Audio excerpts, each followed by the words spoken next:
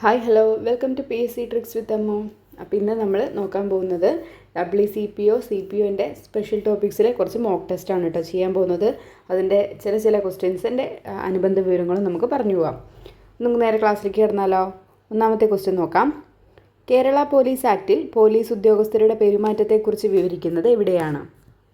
Section 29, section 8, section 31, section 37. Kerala police ആക്ടിൽ police ഉദ്യോഗസ്ഥരുടെ പെരുമാറ്റത്തെക്കുറിച്ച് വിവരിക്കുന്നത് എവിടെയാണ്? ഓപ്ഷൻ എ സെക്ഷൻ 29 പോലീസ് ഉദ്യോഗസ്ഥരുടെ പെരുമാറ്റത്തെക്കുറിച്ച് വിവരിക്കുന്നത്. ഏതാണ് സെക്ഷൻ 29? ഈ സെക്ഷൻ 8 പറയുന്നത് പോലീസ് സ്റ്റേഷനിൽ പൊതുജനങ്ങൾക്കുള്ള അവകാശങ്ങളെക്കുറിച്ചാണ് കേട്ടോ. പോലീസ് സ്റ്റേഷനിൽ പൊതുജനങ്ങൾക്കുള്ള അവകാശങ്ങളെക്കുറിച്ച് പറയുന്ന സെക്ഷൻ ഏതാണെന്ന് ചോദിച്ചാൽ ഏതാണ്? സെക്ഷൻ 8. സെക്ഷൻ 31 എന്താണെന്ന് ചോദിച്ചാൽ പോലീസ് വിവരങ്ങൾ രഹസ്യമായി സൂക്ഷിക്കേണ്ടതാണെന്ന് അനുശാസിക്കുന്ന വകുപ്പാണ് സെക്ഷൻ 31 എന്ന് പറയുന്നത്. പോലീസ് വിവരങ്ങളൊക്കെ രഹസ്യമായിട്ട് സൂക്ഷിക്കേണ്ടതാണ് എന്ന് പറയുന്ന വകുപ്പ് ഏതാണ്? സെക്ഷൻ 31. സെക്ഷൻ 37 പറയുന്നത് ഈ സ്വകാര്യ സ്ഥലങ്ങളിലേക്കൊക്കെയുള്ള പോലീസിൻ്റെ പ്രവേശനത്തെക്കുറിച്ചാണ് പറയുന്നത്. സെക്ഷൻ 37 എന്താണ് പറയുന്നത്? സ്വകാര്യ സ്ഥലങ്ങളിലേക്കുള്ള പോലീസിൻ്റെ പ്രവേശനത്തെക്കുറിച്ച് പരാമർശിക്കുന്ന വകുപ്പ് ഏതാണെന്ന് ചോദിച്ചാൽ അതേതാണ്? സെക്ഷൻ 37. അപ്പോൾ നമ്മൾ 5 സെക്ഷൻ പഠിച്ചല്ലോ. പോലീസ് ഉദ്യോഗസ്ഥരുടെ പെരുമാറ്റത്തെക്കുറിച്ച് പറയുന്നത് ഏതാണ്? സെക്ഷൻ 29. ശേഷം നമ്മൾ സെക്ഷൻ 8 പഠിച്ചു. എന്താണ്? പോലീസ് സ്റ്റേഷനിൽ പൊതുജനങ്ങൾക്കുള്ള അവകാശങ്ങളെക്കുറിച്ചാണ് പ്രതിപാദിക്കുന്നത്. സെക്ഷൻ 31 എന്താണ്? പോലീസ് വിവരങ്ങൾ രഹസ്യമായിട്ട് സൂക്ഷിക്കേണ്ടതാണെന്ന് പറയുന്ന വകുപ്പ് ഏതാണ്? സെക്ഷൻ 31. സെക്ഷൻ 37 സ്വകാര്യ സ്ഥലങ്ങളിലേക്കുള്ള പോലീസിൻ്റെ പ്രവേശനത്തെക്കുറിച്ച് പറയുന്നത്. എന്നാൽ അടുത്ത ക്വസ്റ്റ്യൻ നോക്കാം. താഴെ കൊടുത്തിരിക്കുന്നവയിൽ കേരള പോലീസ് ആക്ട് 2011 പ്രധാന വകുപ്പുകളിൽ തെറ്റായതല്ല ശരിയായതാണ് കേട്ടോ.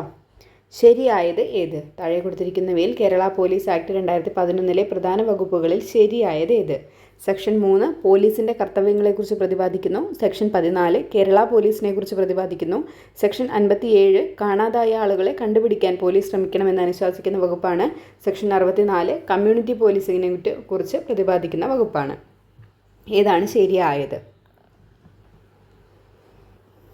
ഓപ്ഷൻ സി 1, 2, 3, 4 ശരിയാണ്. സെക്ഷൻ 3 എന്താണ് പറയുന്നത്? പോലീസിൻ്റെ കർത്തവ്യങ്ങളെക്കുറിച്ചാണ് പ്രതിപാദിക്കുന്നത്. സെക്ഷൻ 14 കേരള പോലീസിനെ കുറിച്ചാണ് പറയുന്നത്.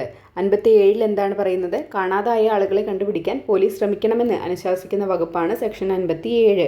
കമ്മ്യൂണിറ്റി പോലീസിങ്ങിനെ പറ്റി പ്രതിപാദിക്കുന്ന വകുപ്പ് ഏതാണെന്ന് ചോദിച്ചാൽ ഏതാണ്? 64.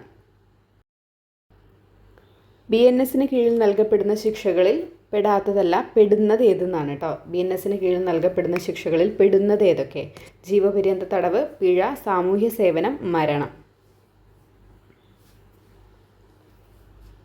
ഓപ്ഷൻ ഡി 1, 2, 3, 4 ശരിയാണ്. BNS കീഴിൽ നൽകപ്പെടുന്ന ശിക്ഷകളാണ് ജീവപര്യന്ത തടവ്, പിഴ, സാമൂഹ്യ സേവനം, മരണം എന്നിവ. ഓർത്തിരിക്കുക. ജീവപര്യന്ത തടവും പിഴ, സാമൂഹ്യ സേവന മരണമൊക്കെ BNS കീഴിൽ നൽകപ്പെടുന്ന ശിക്ഷകളിൽ പെടുന്നതാണ്. താഴെ പറയുന്നവയിൽ ഏതാണ് വിവരാവകാശ നിയമപ്രകാരമുള്ള അപേക്ഷയിൽ നൽകാവുന്ന വിവരം? താഴെ പറയുന്നവയിൽ ഏതാണ് വിവരാവകാശ നിയമപ്രകാരമുള്ള അപേക്ഷയിൽ നൽകാവുന്ന വിവരം? വ്യാപാര രഹസ്യങ്ങൾ, വ്യക്തികൾ തമ്മിലുള്ള വിശ്വാസബന്ധം മൂലം ലഭ്യമായ വിവരങ്ങൾ, വിദേശ സർക്കാരിൽ നിന്ന് രഹസ്യമായി ലഭിച്ച വിവരം, മന്ത്രിസഭാ തീരുമാനങ്ങൾ. ഓപ്ഷൻ ഡി ആണ് കറക്റ്റ് ആൻസർ. മന്ത്രിസഭാ തീരുമാനങ്ങളാണ് നമുക്ക് അപേക്ഷയിൽ നൽകാവുന്ന വിവരം. വ്യാപാര രഹസ്യങ്ങളോ വ്യക്തികൾ തമ്മിലുള്ള വിശ്വാസബന്ധം മൂലം ലഭ്യമായ വിവരങ്ങളോ വിദേശ സർക്കാരിൽ നിന്ന് ലഭിച്ച വിവരങ്ങളോ ഒന്നും തന്നെ ഒരാൾക്ക് അപേക്ഷ നൽകുമ്പോൾ കൊടുക്കാൻ വേണ്ടിയിട്ട് പാടില്ല. സൈബർ നിയമങ്ങൾ എന്ന വിഷയം ഇന്ത്യൻ ഭരണഘടനയിൽ ഉൾപ്പെടുത്തിയിരിക്കുന്നത് ഏതിലാണ്? സൈബർ നിയമങ്ങൾ ഇന്ത്യൻ ഭരണഘടനയിൽ ഏതിലാണ് ഉൾപ്പെടുത്തിയിരിക്കുന്നത്? Concurrent list, state list, union list, അവശിഷ്ടാധികാരം. Option D അവശിഷ്ടാധികാരത്തിലാണ് cyber നിയമങ്ങൾ ഉൾക്കൊള്ളിച്ചിരിക്കുന്നത്. ജൻവിശ്വാസ് ആക്ട് 2023 ഒഴിവാക്കപ്പെട്ട IT ആക്ടിലെ നിയമം. ജൻവിശ്വാസ് ആക്ട് 2023 ഒഴിവാക്കപ്പെട്ട IT ആക്ടിലെ നിയമം. ഓപ്ഷൻ എ 66A ആണ് കേട്ടോ. ജൻവിശ്വാസ് ആക്ട് 2023 വഴി ഒഴിവാക്കപ്പെട്ട IT ആക്ടിലെ നിയമം ഏതാണ്? 66A ആണ്. എന്താണ് ജൻവിശ്വാസ് ആക്ട് എന്ന് പറയുന്നത്? നമ്മുടെ പൊതു താല്പര്യത്തിനോ ദേശീയ സുരക്ഷയ്ക്കോ ഒരു ഹാനിയും വരുത്താത്ത ചെറിയ ചെറിയ കുറ്റകൃത്യങ്ങളൊക്കെ എന്ത് ചെയ്യുന്നുണ്ട്, ക്രിമിനൽ കുറ്റങ്ങളാക്കുന്നതിന് പകരം സിവിൽ പിഴകളോ അല്ലെങ്കിൽ ഭരണപരമായ നടപടികളോ ഏർപ്പെടുത്തുക എന്നതാണ് നമ്മുടെ ജൻവിശ്വാസ് ആക്ടിൻ്റെ ലക്ഷ്യമായിട്ട് പറയുന്നത്. ചെറിയ ചെറിയ കുറ്റകൃത്യങ്ങളൊക്കെ ക്രിമിനൽ കേസാക്കുന്നതിന് പകരം എന്ത് ചെയ്യാണ്, സിവിൽ പിഴകളോ അല്ലെങ്കിൽ പിഴയോ അല്ലെങ്കിൽ എന്താണ് ഭരണപരമായിട്ടുള്ള നടപടികളോ അതിനെതിരെ എടുക്കുക എന്നുള്ളതാണ് ഈ ജൻവിശ്വാസ് ആക്ട് എന്നതുകൊണ്ട് ഉദ്ദേശിക്കുന്നത് കേട്ടോ. ഇതിൽ നമ്മൾ ഓർത്തിരിക്കുക, പ്രസിഡൻറ്റിൻ്റെ ഒപ്പ് ലഭിച്ചത് കേട്ടോ. ജൻവിശ്വാസ് ആക്ട് 2023 പ്രസിഡൻറ്റ് ഒപ്പുവെച്ചത് എന്നാണ് 2023 ഓഗസ്റ്റ് 11 കേട്ടോ. ഓഗസ്റ്റ് 11 ജൻവിശ്വാസ് ബില്ലിലെ പ്രസിഡൻറ്റ് ഒപ്പുവെക്കുന്നത് കേട്ടോ. 2023 ഓഗസ്റ്റ് 11 ഓർത്തിരിക്കുക കേട്ടോ. 2023 ഓഗസ്റ്റ് 11 ഈ IT ആക്ടിൽ വേറെ കുറച്ച് വകുപ്പുകളിൽ ഭേദഗതിയൊക്കെ വന്നിട്ടുണ്ട്. അത് ആ ഭേദഗതി വരുത്തിയത് 2023 നവംബർ 30 നിലവിൽ വന്നത് കേട്ടോ. IT ആക്ടിൽ കുറേ വകുപ്പുകളിലൊക്കെ ഭേദഗതി വന്നിട്ടുള്ളത്. അത് നിലവിൽ വന്നത് 2023 നവംബർ 30 ഒന്ന് ഓർത്തിരിക്കുക കേട്ടോ. Cocaine, morphine, dye acetyl morphine എന്നിവയോ അല്ലെങ്കിൽ ഔദ്യോഗിക ഗസറ്റ് വിജ്ഞാപനത്തിലൂടെ കേന്ദ്ര സർക്കാർ വ്യക്തമാക്കിയ മറ്റേതെങ്കിലും മയക്കുമരുന്നോ ലഹരി പദാർത്ഥങ്ങളോ ഉപയോഗിച്ചാലുള്ള ശിക്ഷ 2 വർഷം വരെ കഠിന തടവോ അല്ലെങ്കിൽ 30,000 രൂപ പിഴ അല്ലെങ്കിൽ ഇവ രണ്ടും, 1 വർഷം വരെ കഠിന തടവോ അല്ലെങ്കിൽ 20,000 രൂപ പിഴ അല്ലെങ്കിൽ ഇവ രണ്ടും, 6 മാസം തടവോ 10,000 രൂപ വരെ പിഴയോ അല്ലെങ്കിൽ ഇവ രണ്ടും, 1 വർഷം വരെ കഠിന തടവോ അല്ലെങ്കിൽ 10,000 രൂപ വരെ പിഴയോ അല്ലെങ്കിൽ ഇവ രണ്ടും. ഏതാണ് ആൻസർ? ഓപ്ഷൻ ബി ആണ് കറക്റ്റ് ആയിട്ടുള്ള ആൻസർ. 1 വർഷം വരെ കഠിന തടവോ അല്ലെങ്കിൽ 20,000 രൂപ പിഴ അല്ലെങ്കിൽ ഇവ രണ്ടും എന്നുള്ളതാണ് ആൻസറായിട്ട് വരുന്നത്. Cocaine, morphine, dye acetyl morphine ഇവ അല്ലെങ്കിൽ ഒരു ഔദ്യോഗിക ഗസറ്റ് വിജ്ഞാപനത്തിലൂടെ കേന്ദ്ര സർക്കാർ വ്യക്തമാക്കിയിട്ടുള്ള വേറെ ഏതെങ്കിലും മയക്കുമരുന്നോ ലഹരി പദാർത്ഥങ്ങളോ ഉപയോഗിച്ചാലുള്ള ശിക്ഷ 1 വർഷം വരെ കഠിന തടവോ അല്ലെങ്കിൽ 20,000 രൂപ വരെ പിഴയോ അല്ലെങ്കിൽ ഇവ രണ്ടും കേട്ടോ. ഈ ഓപ്ഷൻ സി കണ്ടോ, 6 മാസം തടവോ 10,000 രൂപ പിഴയോ അല്ലെങ്കിൽ ഇവ രണ്ടും എന്നുള്ളത് അത് എന്തിനാണെന്ന് ചോദിച്ചാൽ നമ്മൾ ഈ മേലെ പറഞ്ഞിട്ടുള്ള ഈ മയക്കുമരുന്നോ ലഹരി പദാർത്ഥങ്ങളോ അല്ലാത്ത വേറെ എന്തെങ്കിലും ഉപയോഗിച്ചാലുള്ള ശിക്ഷയാണ്. ഈ കൊക്കെയിൻ, മോർഫിൻ, ഡൈഅസറ്റൈൽ മോർഫിൻ അല്ലെങ്കിൽ ഒരു ഔദ്യോഗിക ഗസറ്റ് വിജ്ഞാപനത്തിലൂടെ കേന്ദ്ര സർക്കാർ വ്യക്തമാക്കിയിട്ടുള്ള വേറെ ഏതെങ്കിലും തരത്തിലുള്ള മയക്കുമരുന്നോ ഇതൊന്നും ഉപയോഗിക്കാതെ വേറെ ഏതെങ്കിലും ഉപയോഗിച്ചാലുള്ള ശിക്ഷയാണ് 6 മാസം തടവോ 10,000 രൂപ വരെ പിഴയോ അല്ലെങ്കിൽ ഇവ രണ്ടും എന്നുള്ളത് കേട്ടോ. രണ്ടും ഓർത്തിരിക്കുക. പിന്നെ അതുപോലെ തന്നെ ഏതെങ്കിലും ഒരു മയക്കുമരുന്നോ അല്ലെങ്കിൽ ഒരു സൈക്കോട്രോപിക് ലഹരി പദാർത്ഥമോ ഉപയോഗിക്കുന്നതിനുള്ള ശിക്ഷയെക്കുറിച്ച് പ്രതിപാദിക്കുന്ന സെക്ഷൻ ഏതാണെന്ന് ചോദിച്ചാൽ അതേതാണ്? സെക്ഷൻ 27 കേട്ടോ. Section 27 consumption of any narcotic drug and psychotropic substance എന്നുള്ളത് ഏതാണ്? സെക്ഷൻ 27 കേട്ടോ. ഓർത്തിരിക്കുക. അടുത്ത ക്വസ്റ്റ്യനിലേക്ക് പോവാം. കൊലപാതകം ആകാത്ത കുറ്റകരമായ നരഹത്യയ്ക്കുള്ള ശിക്ഷയെക്കുറിച്ച് പ്രതിപാദിക്കുന്ന വകുപ്പ് ഏത്? കൊലപാതകമാകാത്ത കുറ്റകരമായിട്ടുള്ള നരഹത്യയ്ക്കുള്ള ശിക്ഷയെക്കുറിച്ച് പ്രതിപാദിക്കുന്ന വകുപ്പ് ഏത്? ഓപ്ഷൻ സി സെക്ഷൻ 105 കേട്ടോ പറയുന്നത്. കൊലപാതകമാകാത്ത കുറ്റകരമായ നരഹത്യയ്ക്കുള്ള ശിക്ഷയെക്കുറിച്ച് പ്രതിപാദിക്കുന്ന വകുപ്പ് ഏതാണ്? സെക്ഷൻ 105 കേട്ടോ. ഒരാൾക്ക് നമ്മൾ മരണം ഉണ്ടാക്കണം എന്നുള്ള ഉദ്ദേശത്തോടു കൂടിയോ അല്ലെങ്കിൽ അയാൾ മരിക്കണം എന്ന് വിചാരിച്ചിട്ട് നമ്മളൊരു ദേഹോപദ്രവം ചെയ്യുകയാണെങ്കിലോ കൊടുക്കുന്ന പണിഷ്മെൻറ്റ് എന്താണെന്ന് ചോദിച്ചാൽ എന്താണെന്നറിയോ? ജീവപര്യന്തം തടവ് ശിക്ഷ അല്ലെങ്കിൽ 5 വർഷത്തിൽ കുറയാത്തതും 10 വർഷം വരെ ആകാവുന്നതുമായ തടവും കൂടാതെ പിഴയുമാണ് കേട്ടോ. ഓർത്തിരിക്കുക. അയാൾ മരിക്കണം എന്ന് ഉദ്ദേശത്തോടു കൂടി നമ്മളയാൾ മനഃപൂർവ്വം നമ്മളയാൾ മരിക്കണം എന്ന് വിചാരിച്ചിട്ട് തന്നെ അയാളെ ഉപദ്രവിക്കുകയാണ്, അല്ലാന്നുണ്ടെങ്കിൽ നമ്മളയാളെ കൊല്ലുകയാണ്. അങ്ങനെയുള്ള മനഃപൂർവ്വം ചെയ്യുന്ന രീതിയിലുള്ള കുറ്റകൃത്യങ്ങൾക്ക് ഉള്ള കൊടുക്കുന്ന പണിഷ്മെൻറ്റ് ജീവപര്യന്തം തടവ് ശിക്ഷ അല്ലെങ്കിൽ 5 വർഷത്തിൽ കുറയാത്തതും 10 വർഷം വരെ ആകാവുന്നതുമായ തടവും കൂടാതെ പിഴയുമാണ് കേട്ടോ. ഇനിയിപ്പോൾ പറഞ്ഞത് നമ്മൾ മനഃപൂർവ്വം ചെയ്യുന്ന കാര്യങ്ങളാണ്. ഇനി ഇതൊന്നും മനഃപൂർവ്വം അല്ലാതെ ചെയ്യുകയാണെങ്കിൽ ഉള്ള പണിഷ്മെൻറ്റ് എന്ന് പറയുന്നത് 10 വർഷം വരെ ആകാവുന്ന തടവും പിഴയുമാണ് കേട്ടോ. 10 വർഷം വരെ ആകാവുന്ന തടവും പിഴയുമാണ്.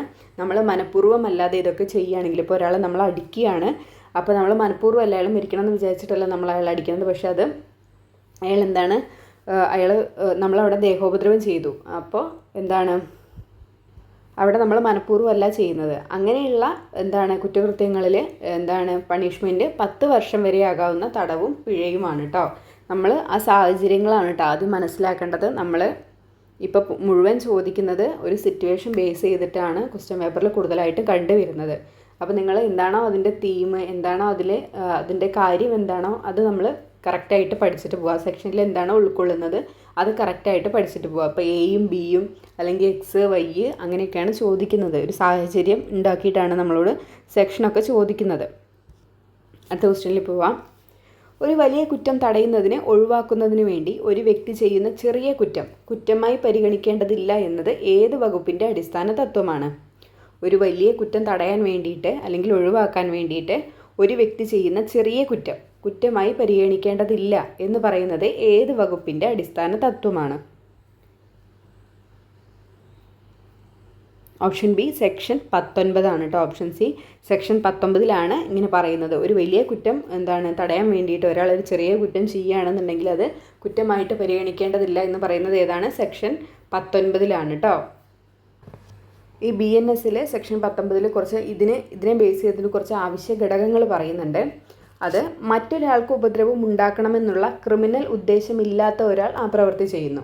വേറൊരാൾക്ക് ഉപദ്രവം ഉണ്ടാക്കണമെന്നുള്ള ഒരു ക്രിമിനൽ ഉദ്ദേശമല്ല അയാൾ ആ പ്രവൃത്തി ചെയ്യുന്നത് കൊണ്ട് ഉദ്ദേശിക്കുന്നത്. അങ്ങനെയുള്ള കുറ്റകൃത്യങ്ങളിൽ പിന്നെ ഈ പ്രവൃത്തി അയാൾ നല്ല ഉദ്ദേശത്തോടെ ആയിരിക്കണം ചെയ്തിട്ടുണ്ടായിരിക്കേണ്ടത്. പിന്നെ ആ പ്രവൃത്തി അയാൾ ചെയ്യുന്നത് വലിയൊരു ദോഷം തടയുന്നതിനോ അല്ലെങ്കിൽ ഒഴിവാക്കാനോ ആയിരിക്കണം. ഇതാണ് അതിൻ്റെ 3 ആവശ്യ ഘടകങ്ങളെന്ന് പറയുന്നത്. ഈ 3 ആവശ്യ ഘടകങ്ങളെ ബേസ് ചെയ്തിട്ടാണ് നമുക്ക് അയാൾ കുറ്റകൃത്യം ചെയ്തോ അല്ലെങ്കിൽ നമ്മൾ ഏത് സെക്ഷനിലേക്കാണ് ഇടേണ്ടതെന്നുള്ളത് കാര്യം നമ്മൾ നോക്കുന്നത്. അപ്പോൾ നമുക്ക് അടുത്ത ക്വസ്റ്റ്യനിലേക്ക് പോവാം. എ എന്ന വ്യക്തി ഗുണ്ടകളാൽ പിടിക്കപ്പെടുകയും തൽക്ഷണ മരണത്തിൻ്റെ പിടിയിലാവുകയും ചെയ്യുക വഴി ബി എന്ന വ്യക്തിയിൽ നിന്ന് പണം തട്ടിയെടുക്കാൻ നിർബന്ധിതനായി തീർന്നാൽ എ ആ കുറ്റത്തിന് ബാധ്യസ്ഥനായിരിക്കില്ല എന്നത് ഏത് സെക്ഷനിൽ ഉൾപ്പെട്ടിരിക്കുന്നു? സിമ്പിളായിട്ട് പറയുകയാണ്, എ എന്നൊരാൾ കുറേ ഗുണ്ടകളുടെ പിടിയിൽ പെടുകയാണ്. അപ്പോൾ അവർ പറയുകയാണ്, നീ ബിയുടെ അടുത്തുനിന്ന് പൈസ എടുത്തിട്ടില്ല എന്നുണ്ടെന്നുണ്ടെങ്കിൽ നിന്നെ കൊല്ലും, അങ്ങനെ പറയുകയാണ്. അതാണ് അവിടുത്തെ സിറ്റുവേഷൻ. അപ്പോൾ ആ ഒരു സമയത്തിൽ ആ എ എന്ന വ്യക്തി ബിയുടെ പേഴ്സ് അല്ലെങ്കിൽ ആ പണം തട്ടിയെടുക്കുകയാണെങ്കിൽ അതിൽ എ കുറ്റക്കാരനായിരിക്കില്ല എന്നത് ഏത് സെക്ഷനിലാണ് പെടുന്നതെന്നാണ് ചോദിച്ചിരിക്കുന്നത്. ഓപ്ഷൻ ബി 32 കേട്ടോ പറയുന്നത്. ഓപ്ഷൻ ബി 32 പറയുന്നത്. ഒരാൾ തൽക്ഷണ മരണത്തിൻ്റെ പിടിയിലായിട്ട് വേറൊരു കുറ്റകൃത്യം ചെയ്യുകയാണെന്നുണ്ടെങ്കിൽ അയാൾക്ക് ആ കുറ്റം ചെയ്തതായിട്ട് പരിഗണിക്കേണ്ടതില്ല എന്ന് പറയുന്ന വകുപ്പ് ഏതാണ്? സെക്ഷൻ 32 കേട്ടോ. നിങ്ങൾ ഈ ഒരാശയവും മനസ്സിലാക്കിയിട്ട് പഠിക്കാൻ വേണ്ടിയിട്ട് ശ്രമിക്കുക കേട്ടോ. ഇനി സെക്ഷൻ 31 എന്താണ് പറയുന്നത്? സെക്ഷൻ 31 ഏതെങ്കിലും വ്യക്തിയുടെ പ്രയോജനത്തിനായിട്ട് ആരെങ്കിലും നല്ലൊരു ഉദ്ദേശത്തോടു കൂടിയിട്ട് അയാളോട് ആശയവിനിമയം നടത്തുകയാണ്. അതുവഴി അയാൾക്ക് എന്തെങ്കിലും ഹാനി ഉണ്ടാവുകയാണെങ്കിൽ അത് കുറ്റകരമാകുന്നതല്ല എന്ന് പറയുന്നതാണ് സെക്ഷൻ 31. മനസ്സിലാവുന്നുണ്ടോ? ഇനി സെക്ഷൻ 30 എന്താണ് പറയുന്നത്? ഒരാളുടെ നല്ലതിന് വേണ്ടിയിട്ട് അയാളുടെ സമ്മതം കൂടാതെ നല്ല ഉദ്ദേശത്തോടു കൂടി ചെയ്യുന്നൊരു പ്രവൃത്തിയെ പറ്റിയിട്ടാണ് സെക്ഷൻ 30 പറയുന്നത്.